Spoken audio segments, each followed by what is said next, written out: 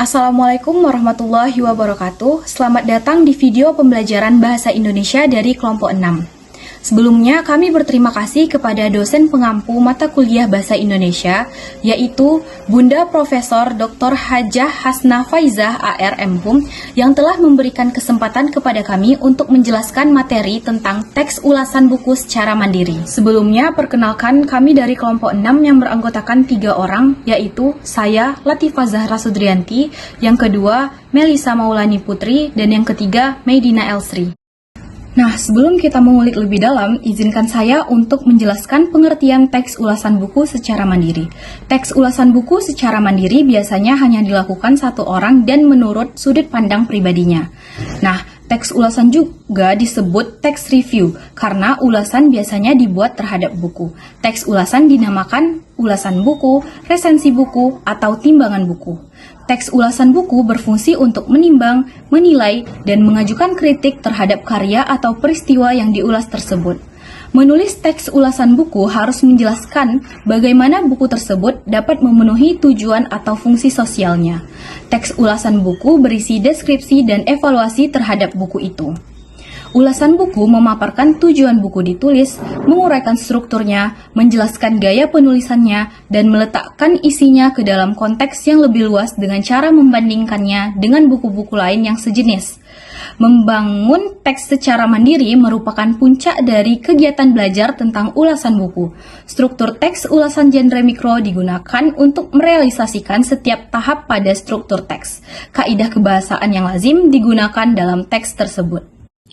Selanjutnya, model teks ulasan buku berfungsi sebagai kerangka penulisan agar ulasan menjadi terstruktur, informatif, dan juga memudahkan bagi si pembaca. Adapun struktur teks tersebut ialah yang pertama, identitas buku yang meliputi judul, penulis, penerbit, tahun terbit, dan juga jumlah halaman. Yang kedua, pendahuluan atau orientasi yang meliputi latar belakang pemilihan buku dan juga tujuan penulisan ulasan. Yang ketiga, tafsiran isi yang meliputi ringkasan isi buku, analisis tema, karakter, gaya bahasa, dan juga pesan. Yang keempat, evaluasi meliputi penilaian terhadap kelebihan ataupun kekurangan pada buku. Yang kelima, rangkuman evaluasi meliputi bagian akhir berisi simpulan, pandangan pengulas, dan saran terkait buku yang diulas. Selanjutnya ada aspek penilaian, meliputi satu, kedalaman isi buku yang diulas, yang kedua, tata organisasi gagasan yang tergambar pada penataan bab, yang ketiga, gaya penulisan yang terungkap pada kualitas bahasa yang digunakan, dan yang keempat, keunggulan dan kelemahan buku yang diulas. Nah, dari keempat aspek tersebut dapat dinilai, yang pertama, apakah buku itu dapat memenuhi tujuan sosialnya sebagaimana disebutkan di bagian kata pengantar atau bagian pendahuluan. Yang kedua, apakah buku itu dapat memenuhi kebutuhan target pembaca yang dituju. Nah, selanjutnya adalah formulasi bahasa. Bahasa yang dipakai adalah bahasa yang baik, teratur, lugas, padat, dan juga jelas.